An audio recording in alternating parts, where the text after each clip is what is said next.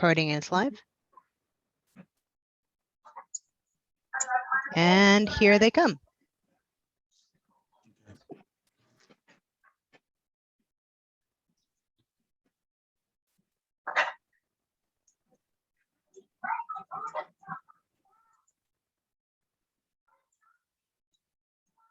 Hello all, and welcome to the Community Coalition on Races Community Forum on Safety and Policing.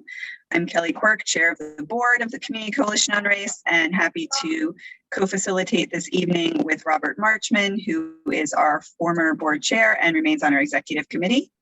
We're going to turn it over to Robert to sort of frame this evening. Thank you, Kelly. And again, I want to welcome you all to the Community Coalition on Races Community Forum on Safety and Policing. I want to upfront thank our local police chiefs, community leaders, and professional experts who are participating in tonight's panel. Appreciate you giving of your time, very much appreciated by the organization. And also want to thank you and the audience who are participating in today's program. So just to start off, a question we need to answer is, why is the Community Coalition hosting a forum on safety and policing? And in order to answer that question, just a little background.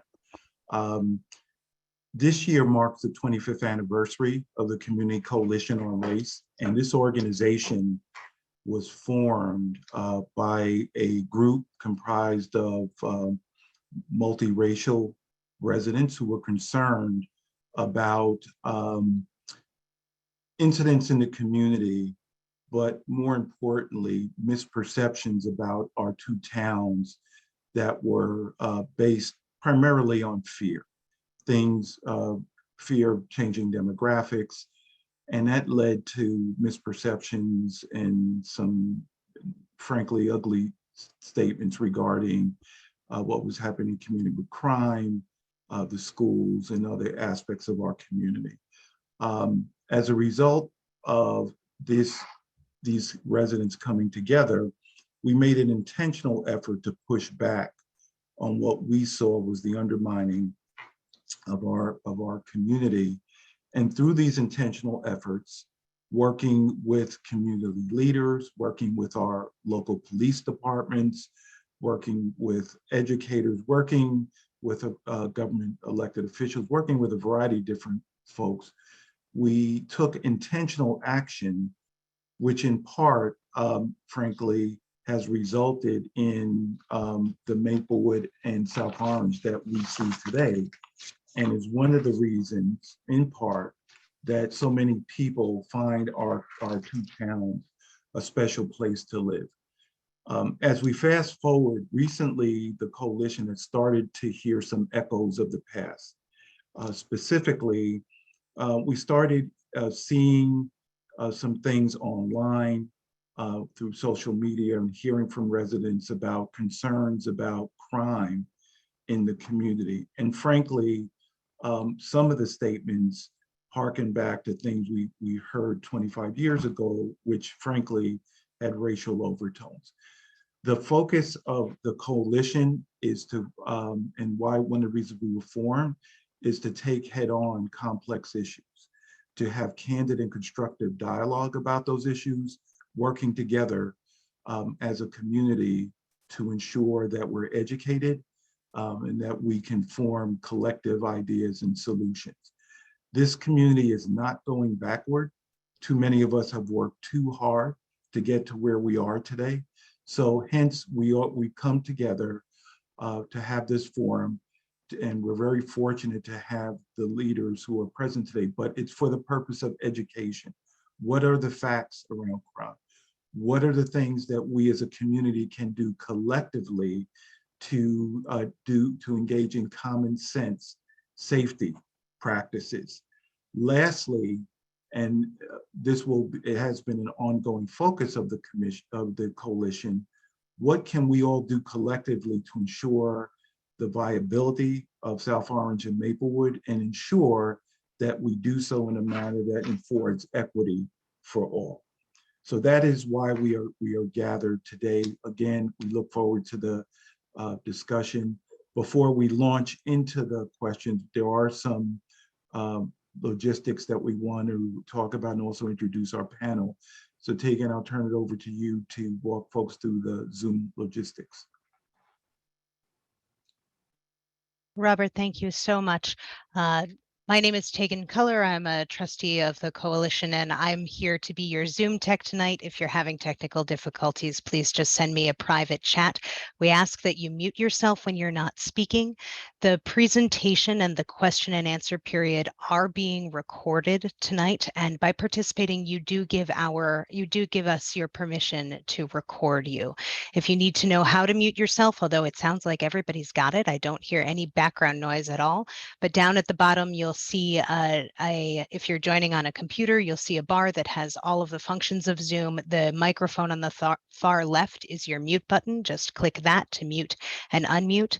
When we get to the Q&A portion, you'll be sending your questions through chat directly to me. So you'll be clicking on that center speech bubble there on the bottom of your bar, or if you're joining from a phone or a tablet, you'll need to pull that down from the side or from the top, and you can send me a direct chat and I will convey your questions to our panelists and to our moderators.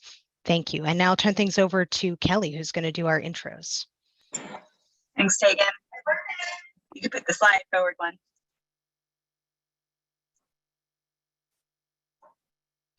Okay.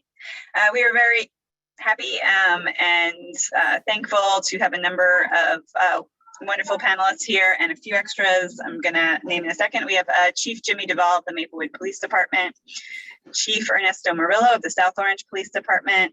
We have Alexis Karteron on the Maplewood Community Board on Police, who's also the Director of Constitutional Rights Clinic and Associate Professor of Law at Rutgers Law School, Newark. We have Dr. Sara Wakefield, who I believe is an Associate Professor at Rutgers School of Criminal Justice. We have Ayoola Akinnuoye, the Chair of the Maplewood Community Board on Police, Stephanie Lawson-Muhammad, Chair, South Orange Community Police Collaborative, and I also see Byron Lewin and Albert Sally, who are from our Maplewood Police Department. And thank you all for coming. We're going to break the evening into sort of 3 sections. We're going to start with Robert talking with the chiefs. I'm going to speak a little bit with Sara and Alexis on kind of situating some things in a larger framework. And then we're going to also hear from Stephanie and Ayu, particularly about the work that we're doing in our own communities, what they're seeing on the boards, and we'll open some questions up for everybody. Robert, take it away and we can put this the slides down.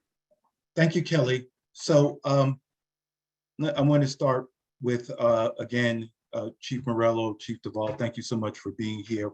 Appreciate your joining us tonight.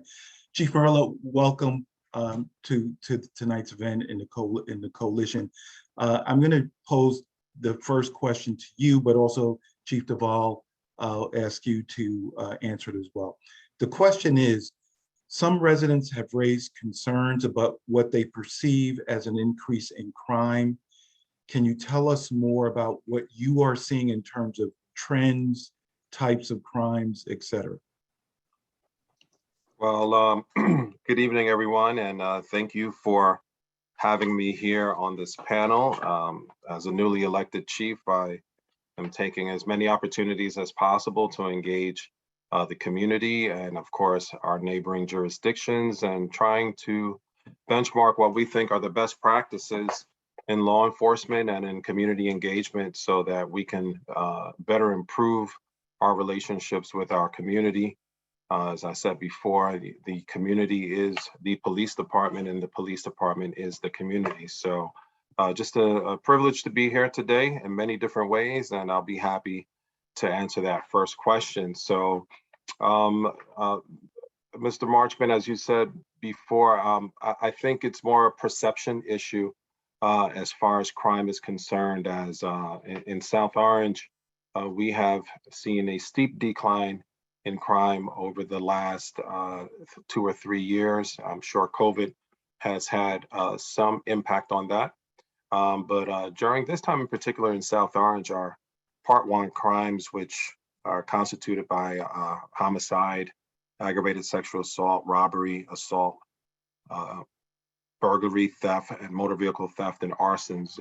That would be our part one crimes. So year to date, we are dealing with pretty decent numbers across the board. And again, we are on a downward trend from looking at, I have a little chart here going back to 2018, and we are actually looking pretty good. So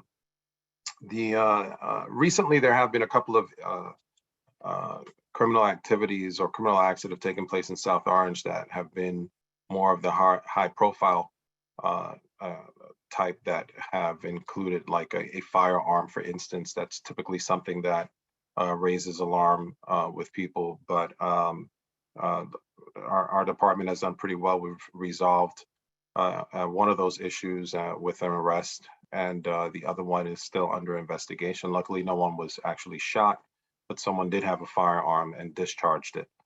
But as far as the rest of our part one crimes in South Orange, I'll just give you some numbers off the top here that I have. So robberies in South Orange between January and May 31st, we've had one. Assaults in South Orange, and there's a variety of assaults that are associated with domestic violence and assaults and simple assaults and all different types. In South Orange, we've had a grand total of 27 of those since January 1st. Burglaries in South Orange, we've had, and we're talking about burglary to dwellings, we've had 2. Motor vehicle thefts in South Orange, we had 7. And arsons, there haven't been any. So our overall thefts, which includes shopliftings and things of that nature, we've had a grand total of 84 for the year. So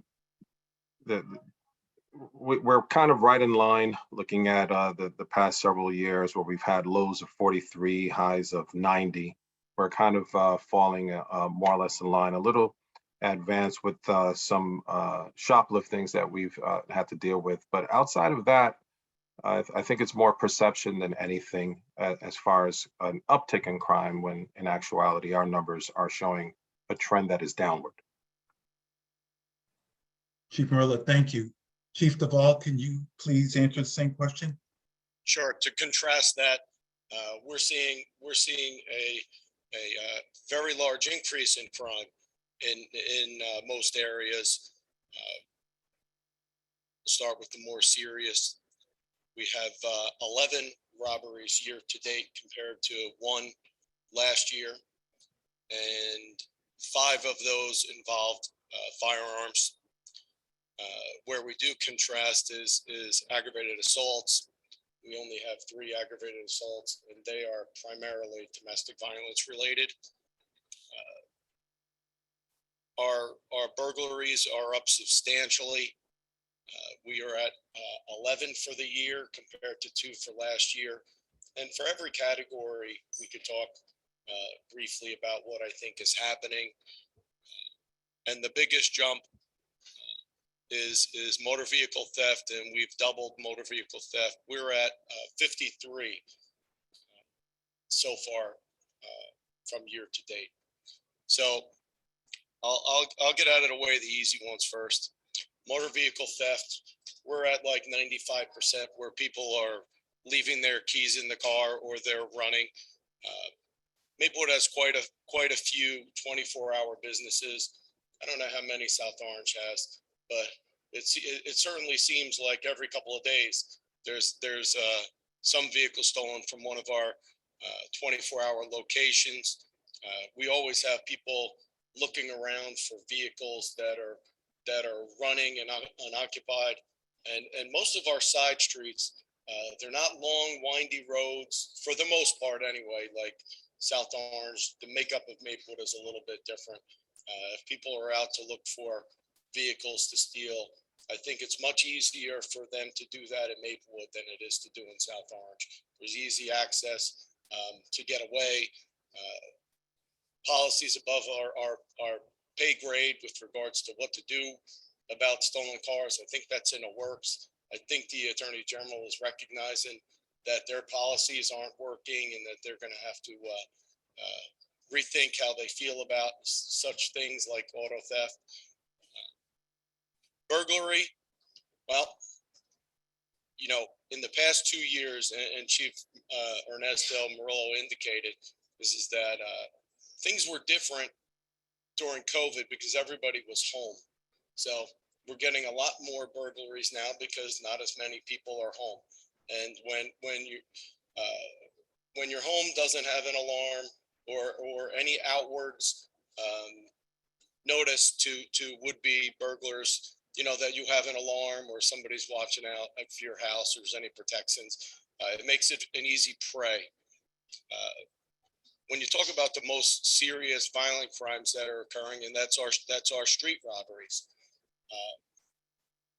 you know, unfortunately, a majority of them are occurring in our Springfield Avenue area. That's what I say is majority, but they are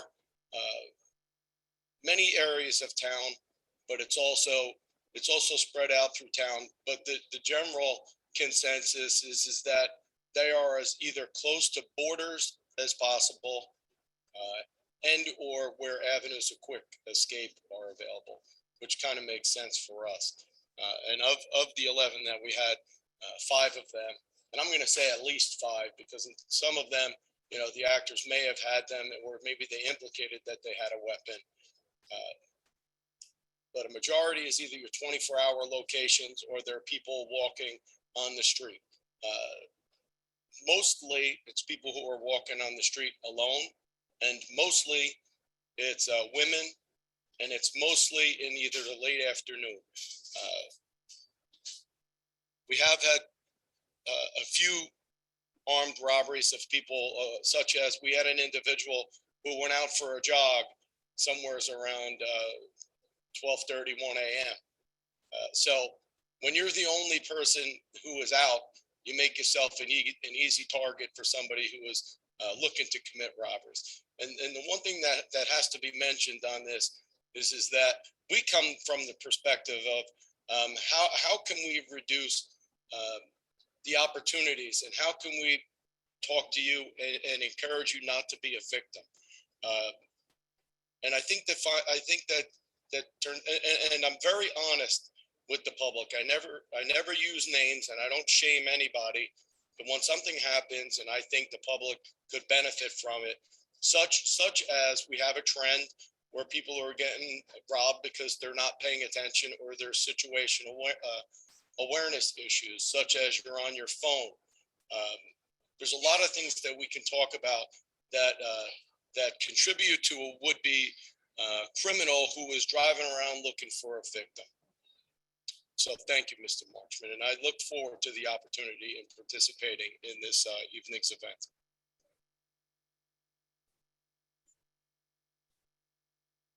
So Chief DeVaul, thank you. I want to follow up on the answer you gave, but I want to ask you and then Chief Morillo before Chief DeVaul. So just given what's going on in Maplewood and versus South Orange, how would you say this compares to what's going on across the state of New Jersey or in Essex County, statewide? I mean, are these trends something that we're seeing across the state? Are we an outlier? And I'll start with you, Chief DeVaul, then go to Chief Morillo. So I could tell you that this is a statewide epidemic. I can't speak much to South Orange, but as far as we're concerned, we are constantly being asked from our prosecutor's office to participate in violent crime task forces and stolen car task force. And quite honestly, we do so when we can. It's very difficult to commit to a county effort when you're trying to watch out for home, right? So right now, I expend a lot of resources trying to combat simple analysis of where crime is occurring and how we can have an increased presence. And this doesn't slow down requests from any of the residents who are looking for their own issues, such as quality of life complaints. We're constantly addressing those kinds of things. But we also know what the trends are for our violent crimes and our stolen vehicles. So we are working collaboratively with Irvington Police and Newark Police Department, trying to work with the prosecutor's office more and more, but they're asking for a commitment that I'm not able to. I think if I committed resources to a county project, I think I would get crucified when our crime is so high in Maplewood. I'm not going to make a presumption. It's not for me to make a presumption that if I take 1 or 2 officers and stick them some other location, that that's going to reduce our crime. I don't subscribe to that. Okay. Chief Morillo, your thoughts? Thank you. Yeah, this is definitely something that is taking place statewide, especially with motor vehicle thefts, of which high 90s is the number of vehicles that are stolen with the key fob in it running. You never want to penalize or criticize a victim in any crime, but we know that that's something that can be greatly reduced simply by encouraging our vehicle owners to secure their keys, to bring the keys inside of the house from the car, and not to leave the car running. We usually have upticks in motor vehicle thefts in the winter months, as people like to warm up their cars before they depart to their destinations. There are remote key starters that people can utilize. There's where the vehicle is not going to go into drive if the fob is not in the car. But yeah, we've just found a lot that we're trying to do the best that we can to educate our residents and the citizenry in the state of New Jersey to be more mindful of their surroundings, just to be more aware, to try to take some actions on their own behalf, such as securing their vehicles and securing their homes. Many times when there is a burglary to a home, we speak to a resident and we try to advise them maybe to get an alarm for their home. And they say, "Oh, I have one. I have an alarm. I just don't turn it on." So there's a lot of different things that I think that residents can assist us with so that they are not an easy target. So we're going to continue to try to educate our residents and citizenry in the state to work towards securing their property, their homes, their vehicles, and to be aware of their surroundings. And going for a jog alone at 1:30 in the morning. I understand sometimes people want to get rid of stress and stuff like that, but the solitude of the hour lends to the mindset of the predatory individual who is trying to take advantage of these opportunities. And many of these crimes are crimes of opportunity, not just in our immediate area, but throughout the state. There are not too many individuals who have a planned robbery or a planned burglary or a planned car theft. They just kind of drive around and look to see which car is running, or look to see which house is not secured, or look to see who's by themselves at a super late hour. It's not like individuals are running rampant. It's definitely crimes of opportunity. And so we just need to continue to be vigilant and to continue to remind our neighbors to be vigilant and to be careful and to take steps in securing their property and their vehicles and protecting themselves. But yes, this is statewide. It's not just in South Orange. It's not just in Maplewood. There are residents that have developed a level of security, sometimes a false sense of security, and definitely the pandemic, as Chief DeVaul mentioned. A lot of people have been working from home, So you don't have the empty homes where you have your daytime burglaries and things of that nature. Those numbers have gone down substantially. But as people begin to go back to the office, there will be a rise in those things because there are going to be homes that are left unsecured, that the alarms are not activated, and these bad guys, for lack of a better phrase, that's what they look for. They just look for an individual to leave them a free opportunity to take advantage of a vulnerable situation. Mr. Marchman, I would just like to add that I Yeah, invited. Chief, I was going to give you the opportunity to what would, and just add, and also what would you recommend to residents Okay. with regard to things in their control? So that's exactly where I was going. On this call is Officer Byron Lewin. Since COVID and things returning to normal and more people out and about, it was time that we reinstituted in the Maplewood Police Department our Community Service Bureau, headed by Deputy Chief Sally. And I asked Officer Lewin to be on this call to tell you some of the things that they've done. But they've done things on the ground, going to our businesses. And Officer Lewin will tell you a little bit more, but I want to encourage everybody to go to our website, maplewoodpd.org, and go to our community bureau section. And we have a lot of PSAs that Byron filmed, and he could tell you about some of them.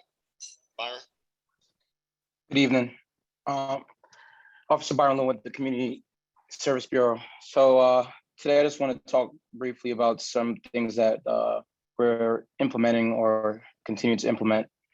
We're doing a lot of PSAs to get the word out there for people to remember certain things like locking their car doors, not leaving their key fobs inside the vehicle. Some urban myths that we've heard also with the key fobs, that the key fob can be inside the residence and someone can just jump in your car, which is false. These cars are being taken with the keys actually in it, or the car actually being started. We've gone to almost every establishment in town to alert them and let them know that there is an uptick in stolen vehicles. We've posted numerous flyers out there to remind people when they get to that door of the Wawa or the 7-Eleven that they should turn their car off and remove the keys from it. As far as the 1 a.m. jogger, we just want to let people know to be mindful of your surroundings. Like both chiefs have said today, the only portion of crime that we can actually affect is the opportunity portion. So being mindful of your surroundings, making sure no one's sneaking up on you and stuff like that, or just small tips that you can utilize to keep yourself a lot safer on the roadway. The Maplewood Police Department is going to continue to do everything they can to make sure our residents are safe. Other things, as far as like home burglaries, we want to make sure that everyone's closing their garage doors. I drive around a ton. I get out a ton out of the car and let people know that closing their garage door is a small thing that they can do to kind of take away some of that opportunity, because someone that's looking for something to steal would see that garage door open and then further investigate, may find a back door open, and then that leads to our burglaries. Just a little bit off topic. We still are offering gun safety locks at the police department. This is something very huge. They're free. You can come to the police department, ask for myself or Officer Jones or Detective Sergeant Scott Reeves, and we can provide that gun lock for you free of charge. Also, we are on social media. You can find us on Instagram. You can find us on Facebook. And I also want to encourage all of our residents, South Orange and Maplewood, to go online and download the Neighbors app by ring.com. On that Neighbors app, you don't have to have the Ring service. You can just go on there and actually find different postings of your neighbors warning you about crimes, or even just having a lost dog at their house. You can upload different equipment to that app, so it doesn't have to be Ring itself. And we also want to really encourage people to utilize a 9 p.m. routine. If you can go online, you can hashtag 9 p.m. routine, and it'll tell you all about it. Lock your doors, make sure your doors are locked. Hit your key fob, make sure you hear your car beep and is locked and secured. Turn your alarm system on, because the alarm system or the cameras don't do us or you any good if they're not operable. And then last but not least, I just want to let you guys know also that we are doing a big push for the drug drop box. It's located at 1618 Springfield Avenue. You can come there and drop off any of your expired drugs, no liquids, obviously no trash in the drug drop box. But we do also have mobile drug drop box units too. If you have an event you need us to come out to, you could always get in contact with me either via the chief or just call in the police department. Thank you guys for your time. Officer Lewin, thank you.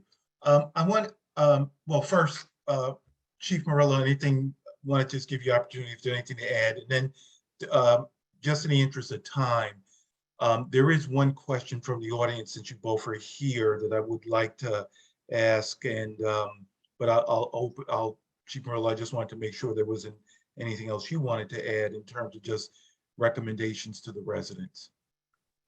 Oh, yeah, thank you. I'm going to try to be brief. So one of the numbers that we had that was elevated was that of thefts, and a lot of that is due to package thefts. And since delivery companies, especially like Amazon, don't really require a signature to deliver a package, these items are just left in front of your house, right on the step, and in plain view for any person who is taking advantage of that, again, the opportunity to take those steps to do so.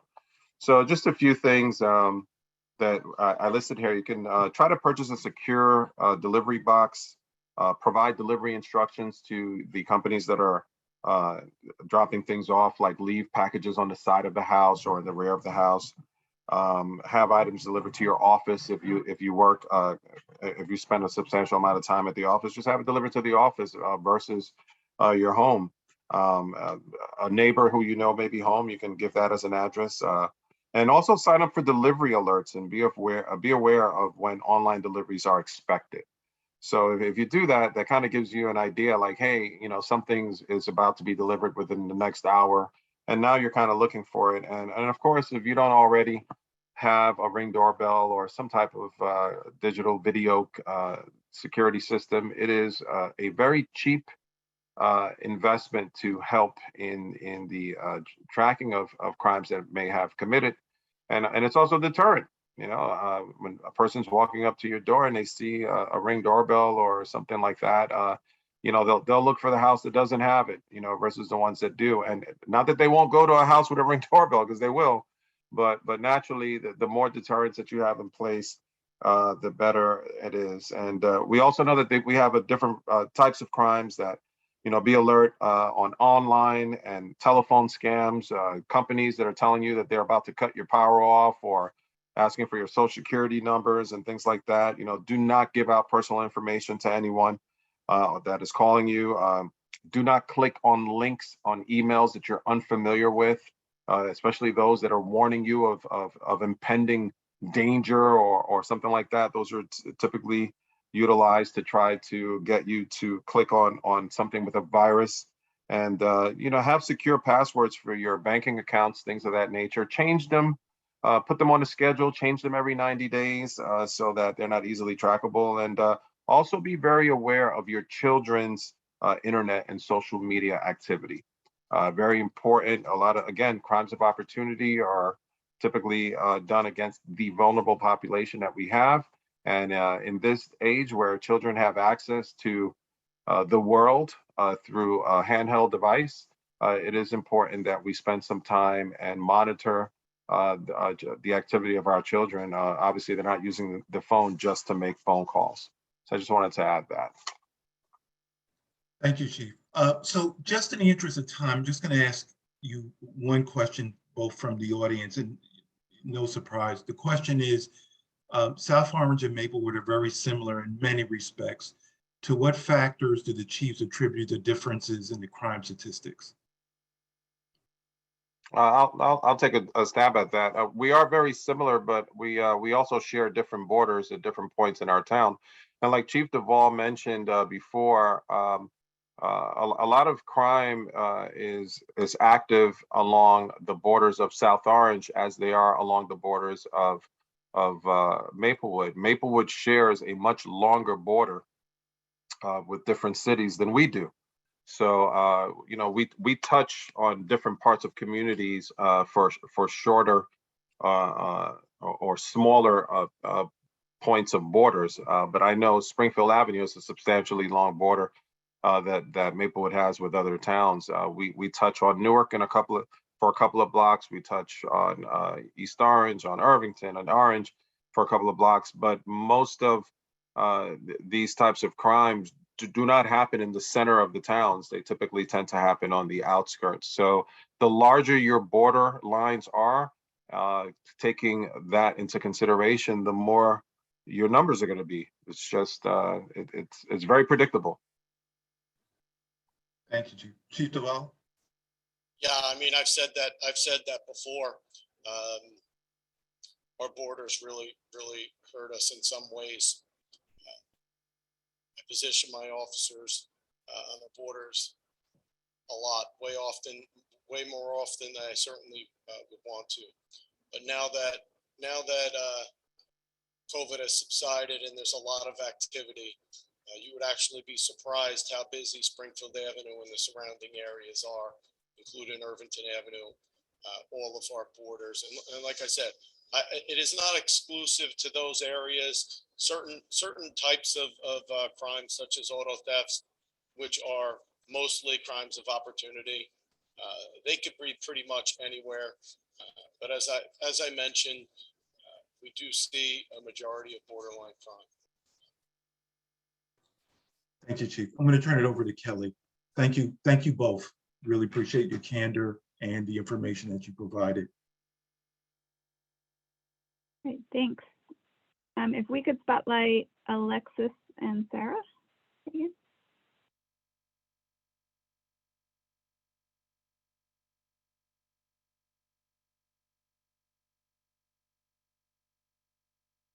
Just give us 1 minute to sort of switch panelists.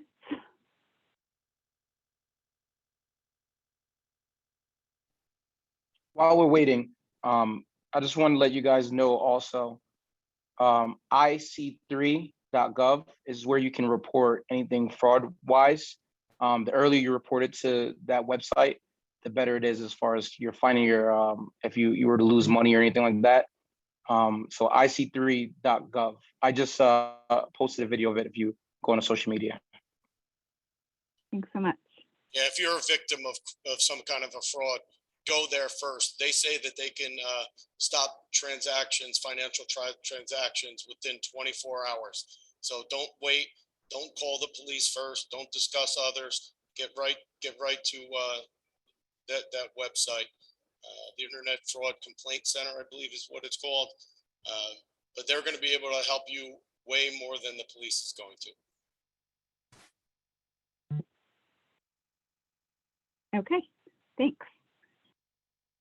So like I said, I'm happy to have a member from our South Orange Community Police Collaborative and our Maplewood Community Board on Police who also happen to have amazing day jobs where they can help us provide some context. For those of you who joined a little later, we have Dr. Sara Wakefield, who is an, I believe, associate professor at the Rutgers School of Criminal Justice. And we have Alexis Karteron, who is the director of Constitutional Rights and an associate professor at the Rutgers School of Law in Newark. Is that all correct? Hopefully. Yeah, okay. So we wanted to sort of contextualize things sort of across the state and sort of across where things are going. I know that our chiefs were able to give us some examples of things that are helpful and best practices for neighbors.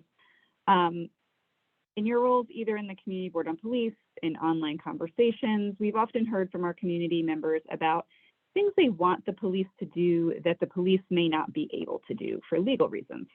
And so I was hoping we could contextualize that for folks. In particular, folks ask questions about high-speed chases, about following people around. And so what can we do? And then where do things sort of fall off against what shouldn't be done? I'll turn that over to both of you. Well, the first thing that I would say is Oh, Jimmy, I'm going to let Sarah and Alexis sort of do that part. got it. Thanks. Sarah and Alexis. I'm maybe going to let the lawyer go first, but do you have an answer to the what are they not allowed to do? Sort of. Can you hear me okay? I just want to make sure. Is that okay? Great. Yeah. Hi, everyone. Great to see such a great turnout tonight. So yeah, I'm the pesky lawyer and law professor here to talk a little bit about why, you know, I know that the members of the police departments who are here know all too well because they attend lots of training, understand the limits of their ability in some cases to do what members of the public might want them to do. And, you know, I think we've heard quite a bit in community forums and certainly online and social media where people sometimes see someone and maybe they have a hunch that that person is up to no good, or, you know, they feel like they recognize a lot of people in their community and they're seeing someone who, for whatever reason, they think doesn't belong. And I guess the main message that I wanted to impart tonight is that while the police departments of South Orange and Maplewood are here to serve all of us and keep us safe and obviously take those responsibilities really seriously, they also are not free to act on suspicions that are not rooted in very clear articulable facts and reasons to think that someone maybe is up to criminal activity, or someone is up to no good for some reason or another. So I think it's really important that we all bear that in mind and maybe even think about it when calling the police to say, you know, that something seems kind of off. You know, we don't want to put the police departments in the position of relying on, I don't know, just spidey sense or something like that. Because the law is very clear, both constitutional standards and statutory standards in New Jersey, that relying on mere hunches is not good enough. And similarly, when it comes to racial profiling, which is a topic that obviously we're all familiar with and maybe give some thought to, you know, the police departments certainly are entitled, if there's a specific description of someone who's suspected of criminal activity, to perhaps stop someone on that basis if they have a reasonable basis for doing so. But it certainly seems to be the case that, you know, there are some people who feel like, well, maybe, you know, there are people who fit this particular description for the people who are trying to steal cars or trying to break into people's homes. And so I just want to remind all of us that the police are in fact limited in what they can do in response to kind of vague general descriptions. And so I just wanted to share that so that we all kind of keep that in mind going forward. And as we think about, you know, when we call the police, whether we're reporting truly suspicious activity or just someone who maybe seems suspicious to us for some reason that we can't quite articulate.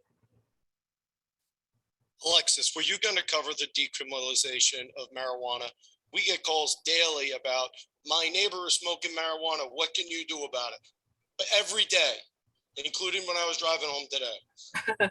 Yeah, that is. I mean, that's a real big change. You know, as we know, as a result of the drug war for decades, there are so many people who have been arrested for marijuana possession, for using marijuana. There are people who have spent, you know, in some cases, many years in prison, you know, days, months in jail, lots and lots of lives disrupted, you know, because of marijuana use. And of course, we know based on national data that drug use generally, particularly marijuana use, doesn't actually vary that much by race, but there have been major racial disparities in terms of who has been subjected to the treatment of the criminal legal system because of marijuana use and possession.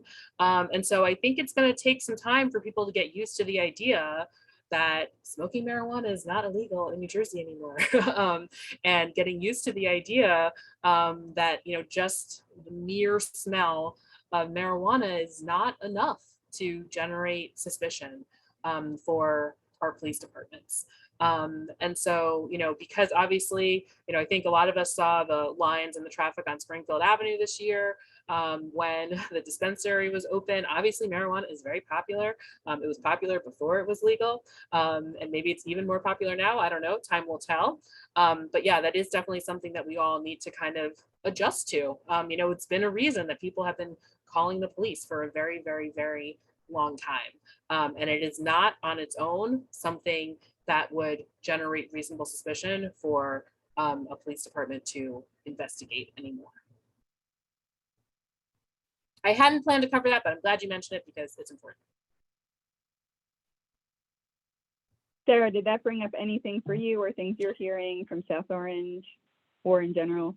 It did, and I think I would like to second Chief Murillo's comment about perception, and I think it's worthwhile to sort of think about what crime rates have looked like over time.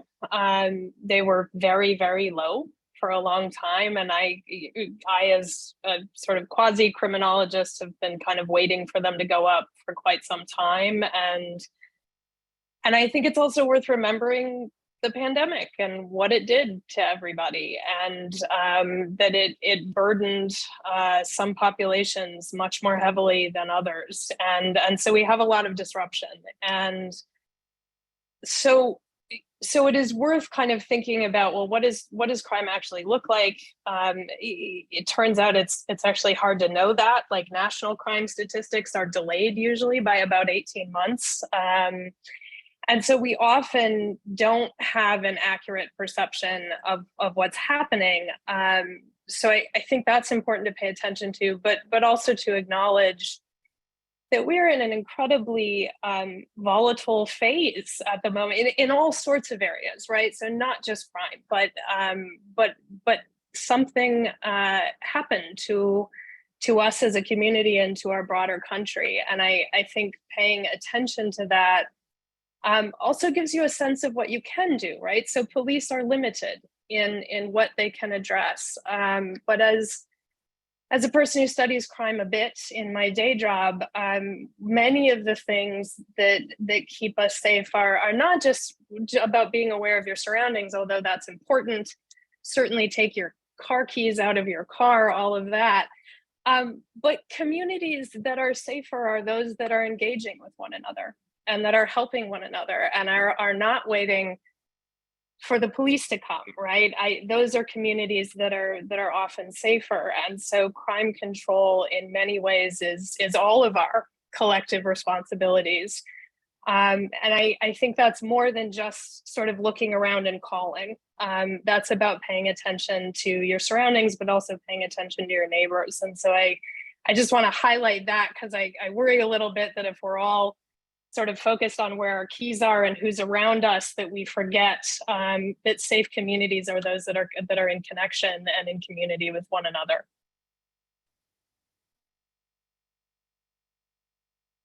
Absolutely. Thank you for making that point. Which leads to a sort of another question for both of you, which is communities being in connection with each other, and also then things that we might do that are not as helpful to police investigations, but also not helpful towards bringing folks together.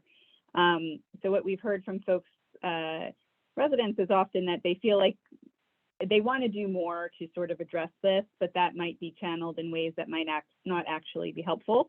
So if you guys could talk a little bit more, things like, there's been questions around, is it helpful or not to share Nest Cam footage on social media, or should it just go to the police? Is it helpful or not? Is there ethics around when videos should be shared that feature minors? Is, making suspicious person calls?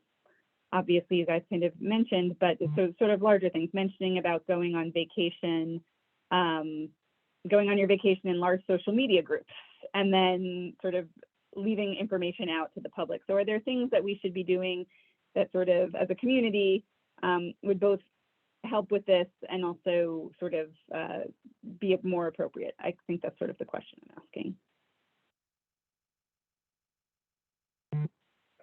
Sarah and Alexis, if you have thoughts. So I definitely have thoughts on putting photos of minors and really anyone on the internet. I'm gonna give a shout out to a wonderful colleague of mine who may actually be one of Alexis's students because she's getting a law degree as well. But a colleague of mine, Sara Wakefield, has a wonderful book called Digital Punishment. And it's about the cascading effects of having things like mugshots, the ring photo, the fights at a high school following you for the rest of your life. And I think it is, if you have spent time with people who have those images on the internet, they follow them forever. And so one thing I would really say is be very careful about what you're posting on social media, because I have studied people who have had their lives kind of that follows them forever, and we don't need to be doing that. So I'll answer that question just saying let's especially with respect to minors, I think we should be really careful about that. The second question that you had was what?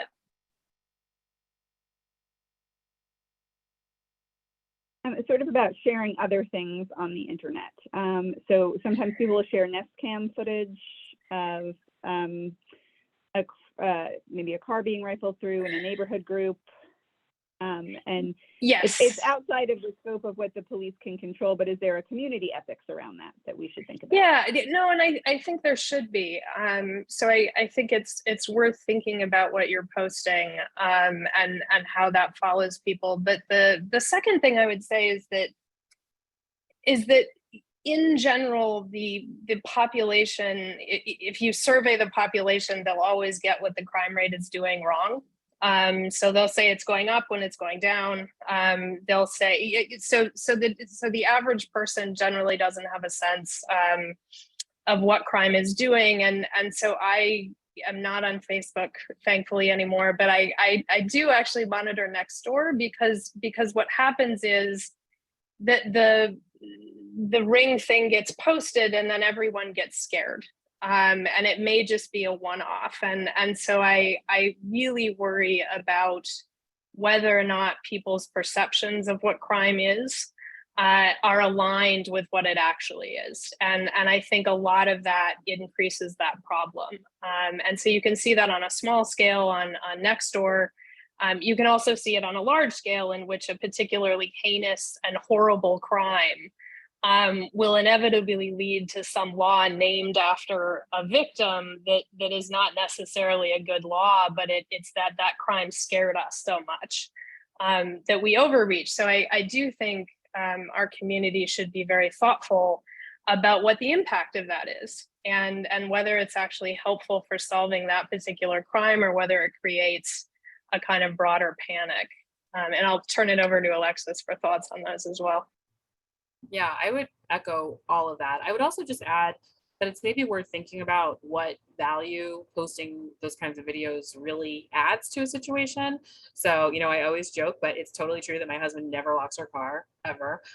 So if he's listening right now, I hope he remembers to lock the car, that he never does. So I take those kinds of statements on Facebook groups or whatever, they're just kind of like a good reminder, like we have to lock the car, we have to do what we can, to protect our stuff and protect our family. But beyond that, those videos, as Sara suggested, they can follow people around. And I worry a little bit about us trying to take on the role of the police department and, maybe playing detective and, maybe deciding somebody looks kind of like the person in that grainy ring video, which I think we can probably all agree is not actually a great idea for all of us to try to take that on our own. And so, if it's a reminder to your neighbors, that we should do our best to not leave our keys in the car and to lock the doors, that I think can serve a lot of value for all the reasons that have been said so far tonight. But to really kind of think hard, kind of just like thinking hard before you call the police, what am I really going to say? What was actually suspicious about what I saw? The same kind of questioning of yourself can go into thinking about using those kinds of videos on social media and other places.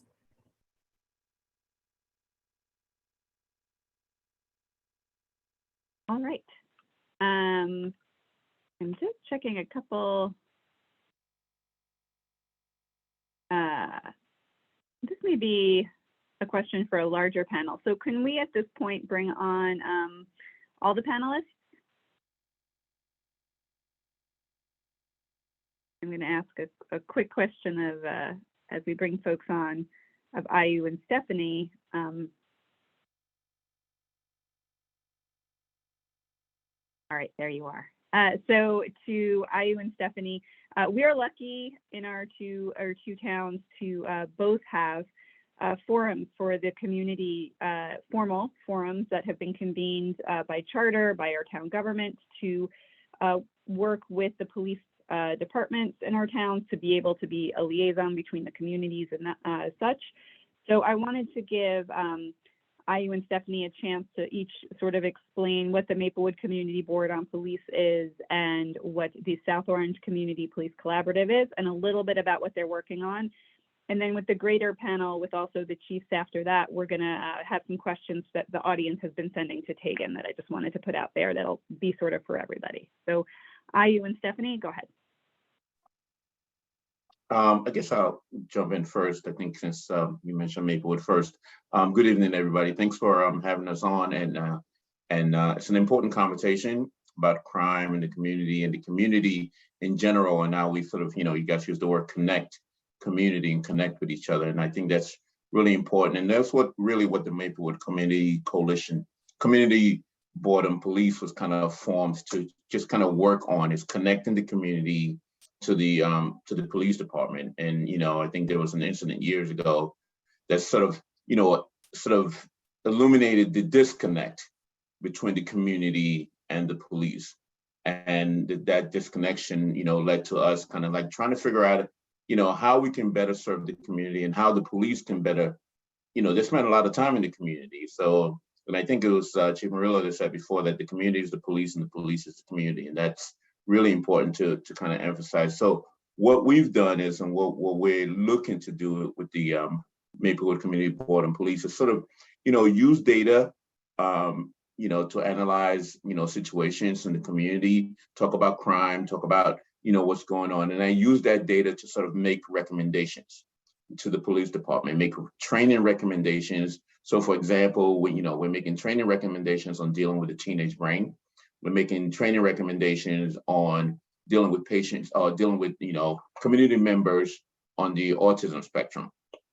And, the newest thing that we were able to do was just kind of create a crisis intervention social worker in the community in Maplewood, who now serves for situations where, police is not really the first line in some cases. And when you bring police in, I think, Chief DeVaul and I think Chief Morillo will tell you as well that in a lot of cases, you can sort of, diminish the sort of size of a situation by bringing in the right person and the person who's more familiar, more capable to deal with the crisis. And we have now a social worker in place in Maplewood that can deal with situations that arise when police is not really what's needed there, maybe more, more understanding of the entire, situation. So that's some of the things we're working on. We've also worked on data for suspicious persons call. And then, I think Alexis and Sara mentioned about, what are we doing in our community and how are we interacting with each other and who's suspicious and who's not.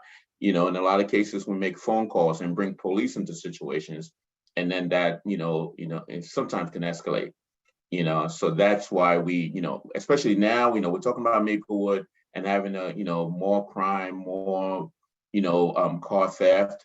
And some people may say what's needed is more police, but when you look at the data, and 95% of the problem is that people leave the keys in the car, or they leave the car running while they run inside someone.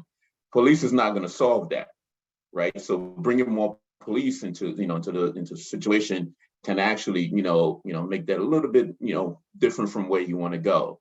So it's really more just to educate the community to lock up your doors, secure your homes, and, ask the police to help you how to do that. And they, the great thing is that, the Maplewood Police, if you see Officer Lowen that was just here, was great about kind of emphasizing what they can do to help the community sort of, reduce, the opportunities crime to occur. So on our side, that's what we're kind of doing, trying to emphasize that a little bit more about how we can connect and create community between police and community. Stephanie.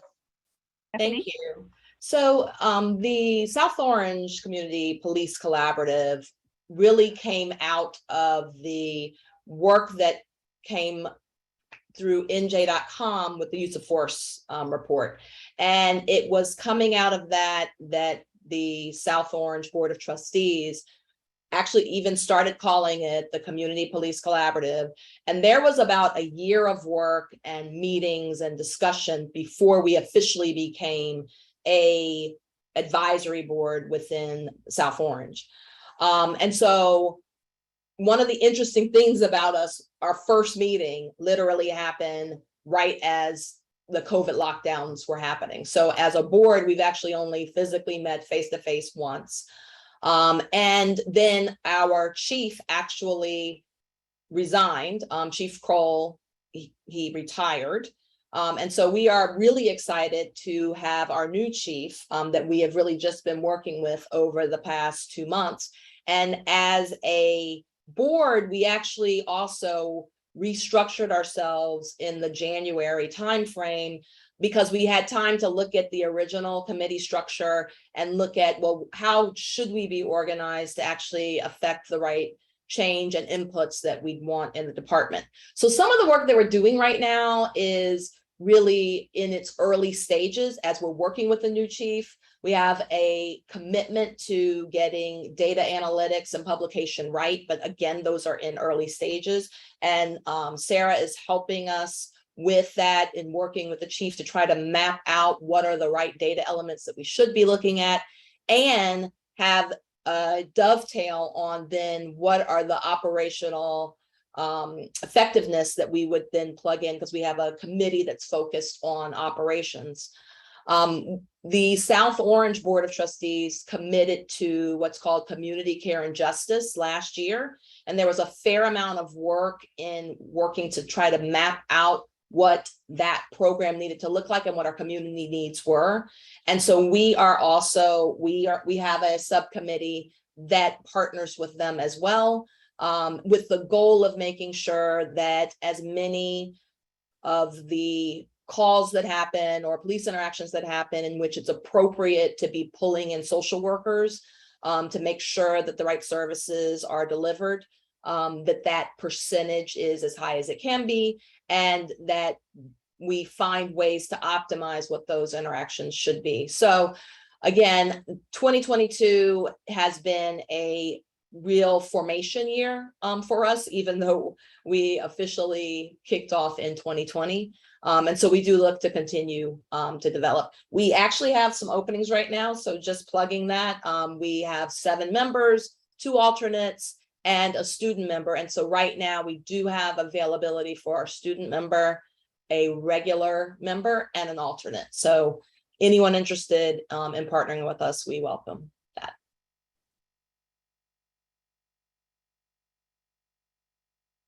I'll make that plug as well. We do also have openings, so Maplewood people, reach out.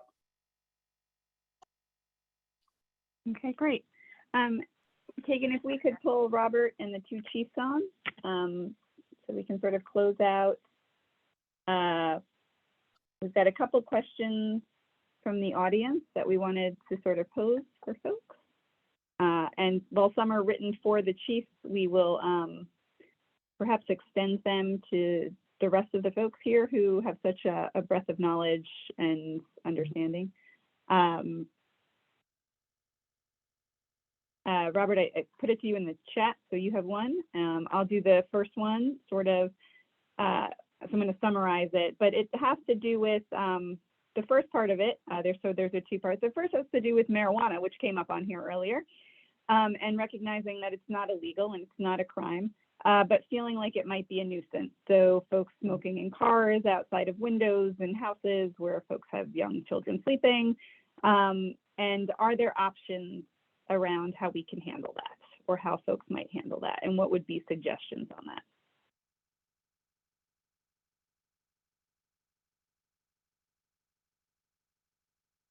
Sarah, I feel like you may have a suggestion around. Do I have a suggestion? Yeah, I mean, I think it's tricky, right? It's a new thing.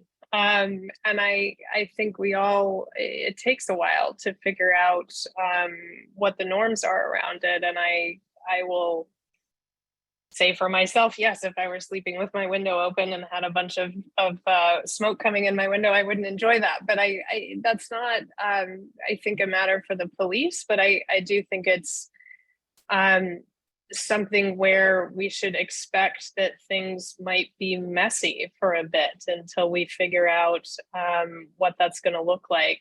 I guess I'm curious what the police think. In my view, I would not have difficulty approaching someone and asking them to sort of move along if it were disturbing me. But I understand others may not be excited about that. But I think it's always the case that with something new, it takes a while to shake out, and so there is to some extent some patience required on that, because in much the same way that I don't enjoy walking through a waft of cigarette smoke, but that's kind of the price of being in a community, and so I think there'll be more of that. I'm curious what others. That's a tricky question, I think.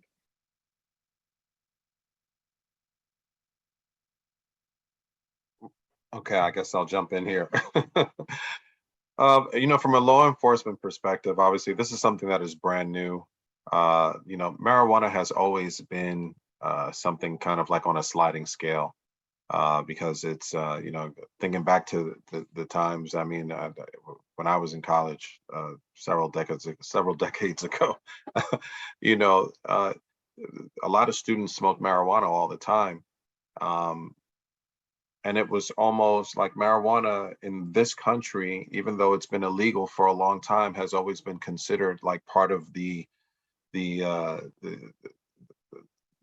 young adult culture and that bohemian type culture and that university culture. It's been embedded in a lot of different things, but it has impacted different people in different ways, right? So if you weren't part of those pretty age of Aquarius type of things, you were getting locked up for a joint, right, in the street. So it definitely has impacted our community in many different ways. And now that it is legal in New Jersey, there are a lot of people that have problems with that, kind of like the way people had problems during Prohibition and when alcohol became legal.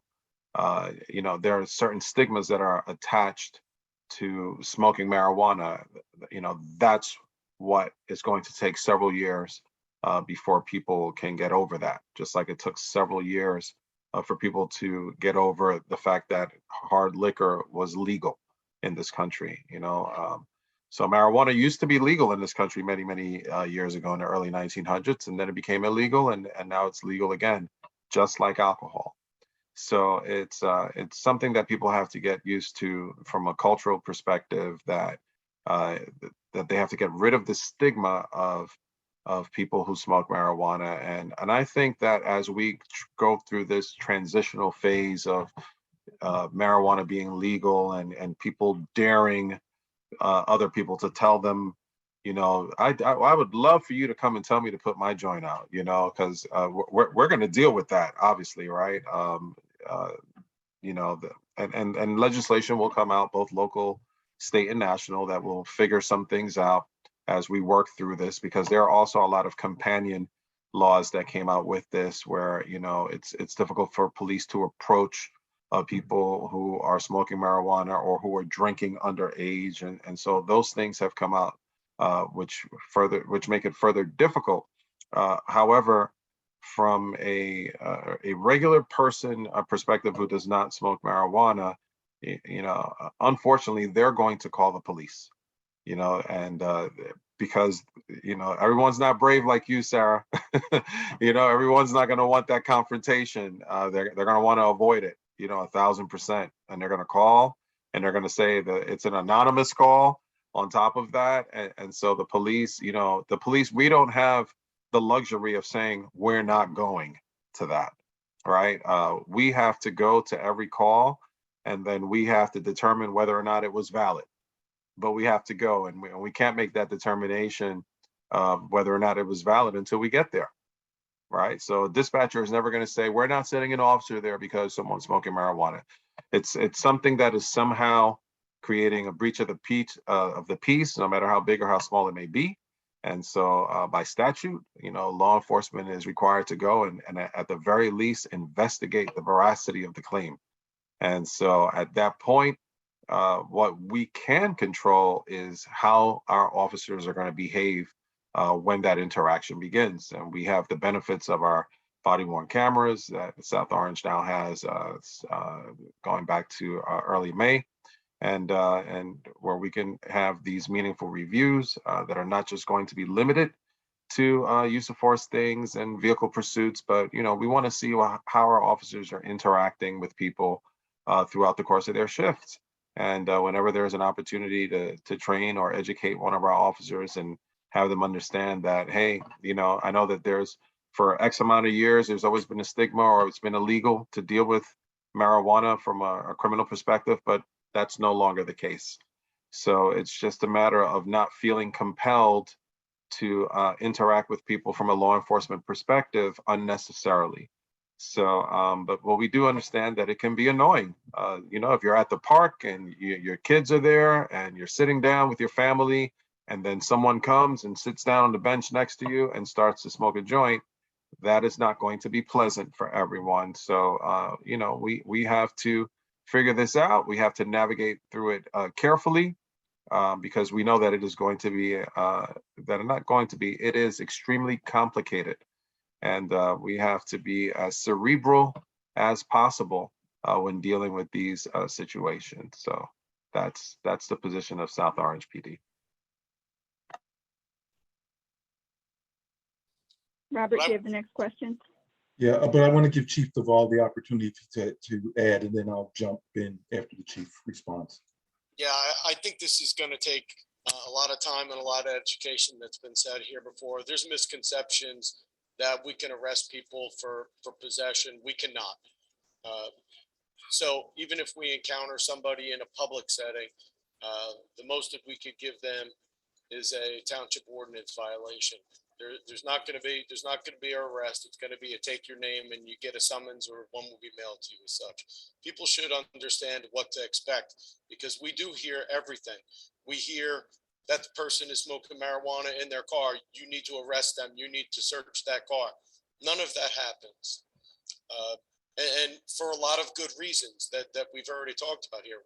We've changed a lot, and the public needs to understand that the police are learning how to police differently, and the public needs to understand what those changes are. I think when we respond to residential neighborhoods, specifically to people, smoking marijuana on their own property, I can tell you that's the hardest thing to address from an officer's standpoint, right? The person knows that somebody called on them, so you have to deal with that. And you have to pose to them in such a way where you're not threatening them because they understand they're not doing anything illegal. But we try to do is present it as a good neighbor opportunity. And we deal with that more often than anything. Can you take it in your backyard? Can you consider the neighbors immediately around you? Can you keep the noise down? So that's also the learning curve that we're going through, is how to deal with something that is so different, and that, on its face, historically for decades and decades, what our normal police response to that is. So for those residents, when unfortunately they have neighbors that they persist this type of activity, I want them to just acknowledge that we feel bad for them, but we're very extremely limited in what we could actually do. Thank you, Chief. So here's a question. There's been a lot of talk about different issues. So here's a question which, as we move forward as a community dealing with strategies, again, for viability and just neighborhoods and being good neighbors. So the question is, our neighbors have spoken about implementing neighborhood watches. Do the towns have resources, training, or tips on how to establish strong neighborhood watch groups? Are the police involved with this effort? And I also want to add to this, and it's open to the panel, but particularly for Chief Morillo, Chief DeVaul. You both have touched on this, but at some point it'd be good to just talk about the ways in which you are leading your departments to engage with the community to deal with, frankly, issues that some folks have about being intimidated with interacting with police. So first, if we could talk about the neighborhood watches, and then get into the issue about just how do we talk about community policing and encouraging constructive relationships with residents and the police. So I'll go first on this there, Chief. Maplewood Police Department does not have organized community watches. We don't advocate that for that. We don't train in that. We don't push for that. What we do is it actually happens in Maplewood organically. And what I mean by that is the community members, which is the best way to do it.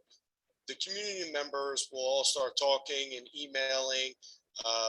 The group will naturally get larger, and then the police department gets invited to their events. And very much like this, the community not only provides us information, provides us feedback, but they get a lot of it.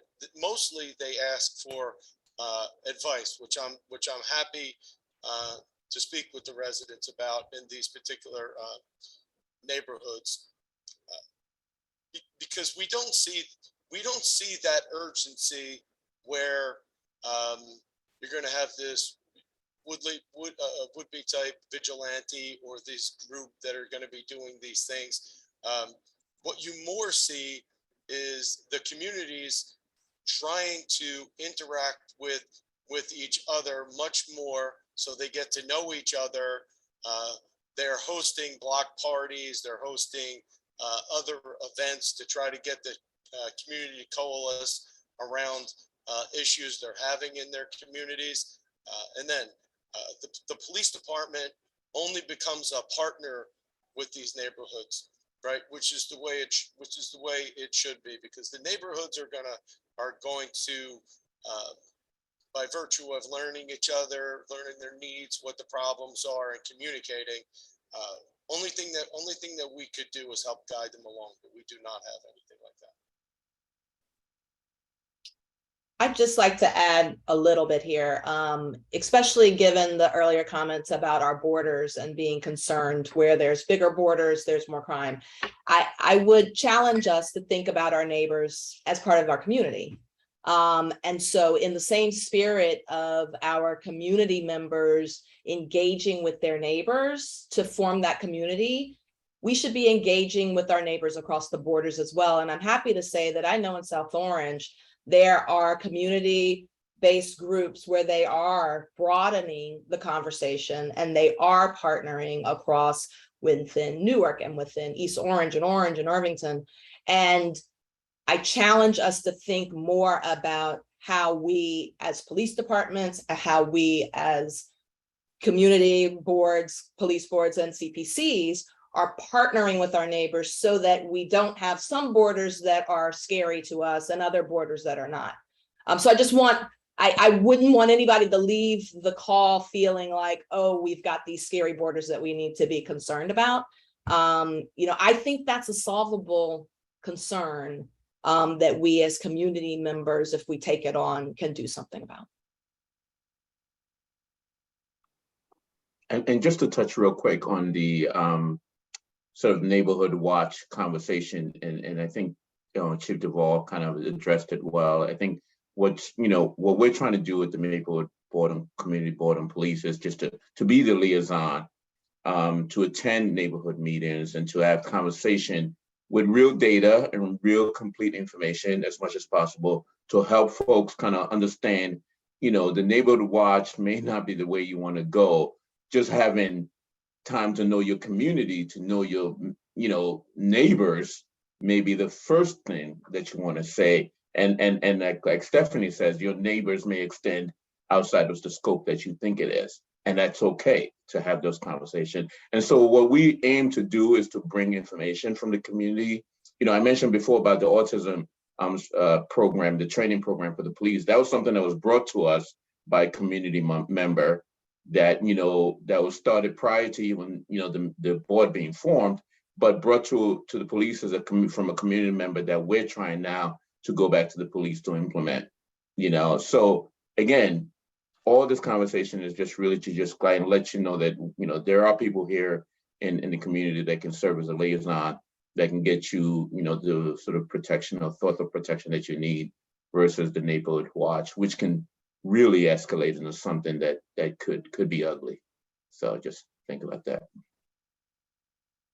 All right. We have one Wait, quick Kelly, question. Yeah.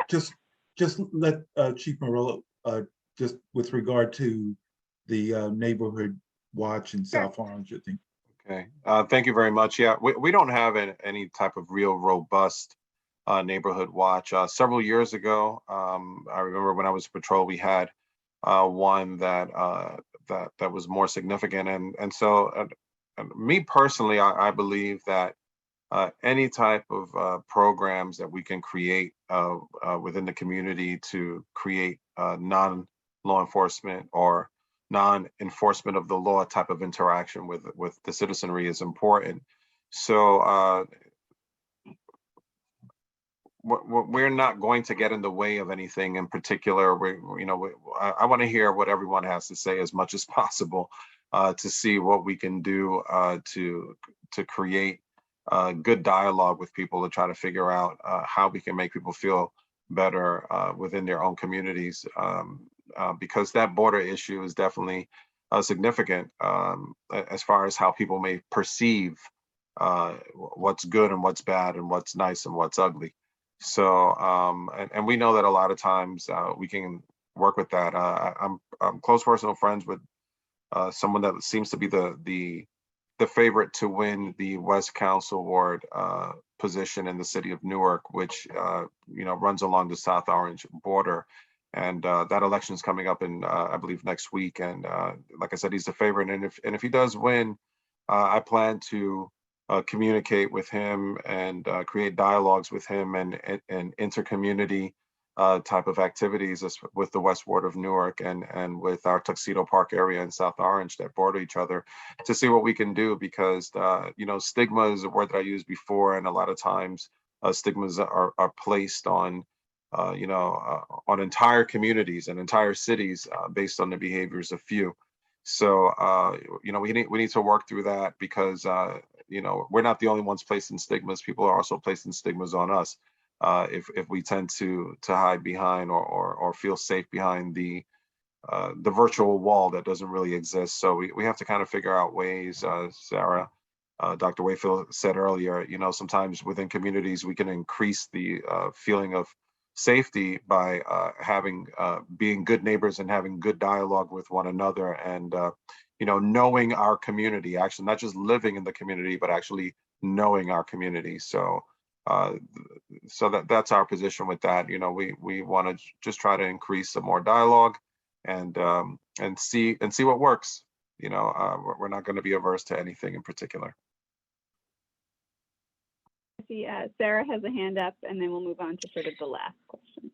Yeah, just really quickly, the first thing is that each of the boards has contact information for those of us who are here. So if you are having an issue and you are not comfortable bringing it directly to the police, there are people on this call and email addresses, which I assume will be distributed. So that's one option. But the discussion also, I think, highlights a gap that's important, which is that there has to be something in between me handling it myself, because I'm brave in a particular situation, and calling the police, right? And that might look like mediation, right? That, you know, if you have someone who is, for example, constantly smoking a joint outside your window while your children are sleeping, right? We need, I think, robust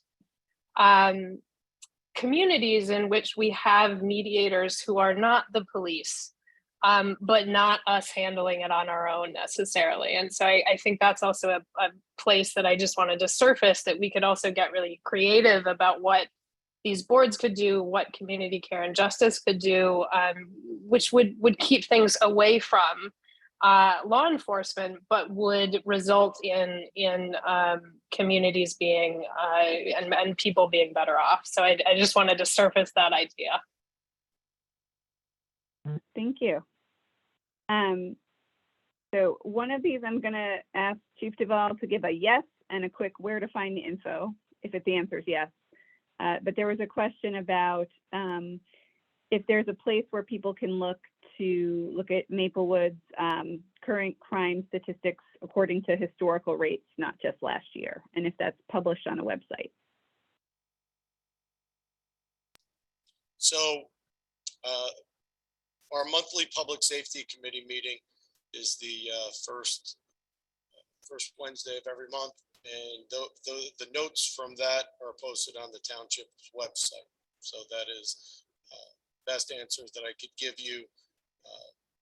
Okay. How far back it goes, you know, let us know. Got it. Thank you. And then the last question from our audience members is sort of a slightly different topic, but also has to do with safety, which was a question about what the departments are doing, the community's doing in general about traffic and pedestrian safety. So if anyone has anything to add there. Oh, Chief Morillo, you're muted. So I'll just jump in very quickly when it comes to traffic safety. So that's one of those things that has two sides to the coin, right? There are a lot of people that feel that police over police when it comes to traffic and issuing summonses and things of that nature. There are a lot of people that feel that we should use as much discretion as possible. And then obviously here's that question that says, you know, what can we do to further enforce traffic violations which have impacts on pedestrian safety and cyclists and sharing the road? So it's a little bit complex, but you know, obviously there are some not obviously because everyone doesn't know, but there are programs that the state will have, such as Click It or Ticket, which just passed last week, and it's aimed enforcement at particular violations to increase safety, whether it's the motorists or people on the road. In South Orange, I'm actually currently doing an initiative to get all of our officers radar certified, right? So the purpose is obviously to control some speeding, to use some discretion at times, but to control speeding, which obviously a lot of people are concerned of. The one thing I've gotten in the 2 months that I've been chief, two plus months that I've been chief, is a lot of emails about concern for people speeding throughout the town and how that impacts safety. We saw, I got an email just today about a car that went off the road, hit a gas lamp on Scotland Road, you know, speeding there. And there are speed bumps on Scotland Road in South Orange to help curb that. But it continues to be an area of concern. So we have to implement ways that our officers can target particular activities that continue to be an area of concern for the residents, our everyday residents who are in town, who are pedestrians, who are cyclists, and work on creating a safer environment, because the roads in South Orange are very narrow.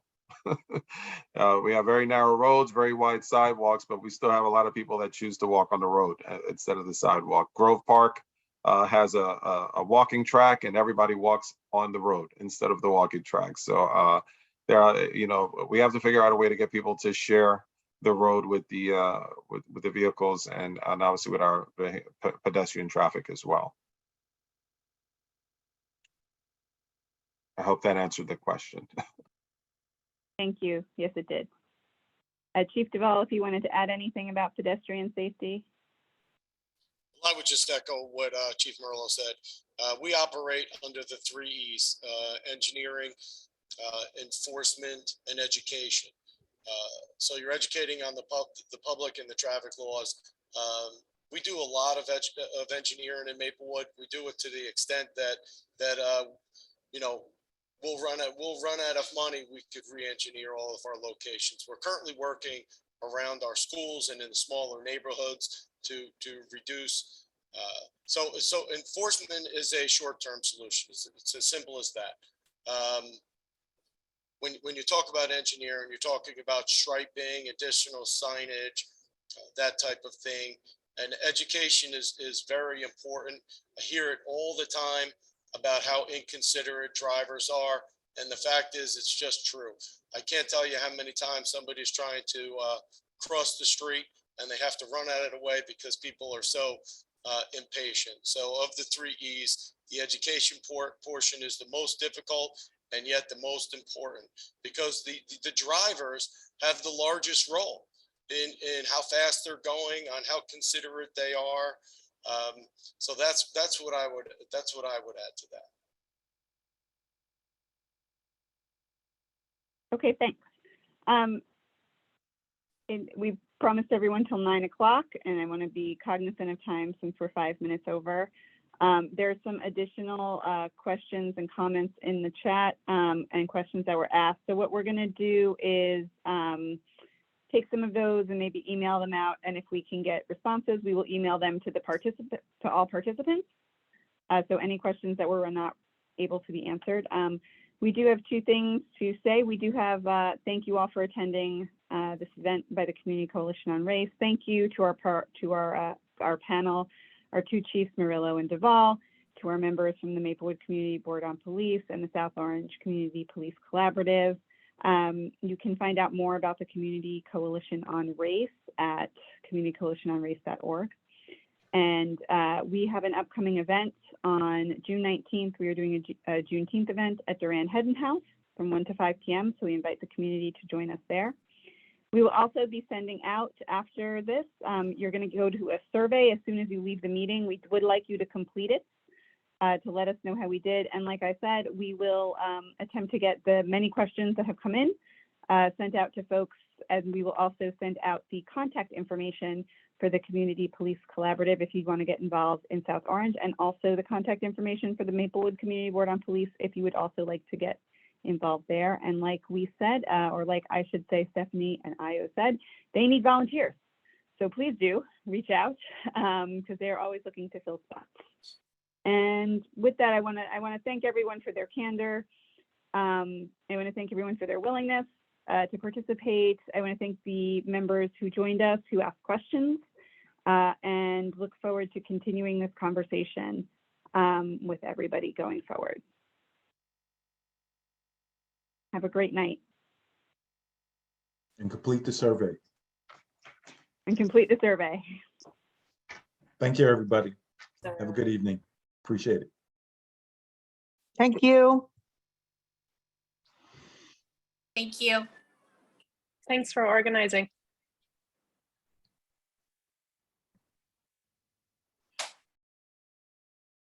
Okay. Have a good evening, everybody. Take care. Take care. Thanks, All right. Robert. Thanks Thank for you. participating. Appreciate Take it. care. Bye-bye. Thanks to all the panel. Good night, all. Thank you.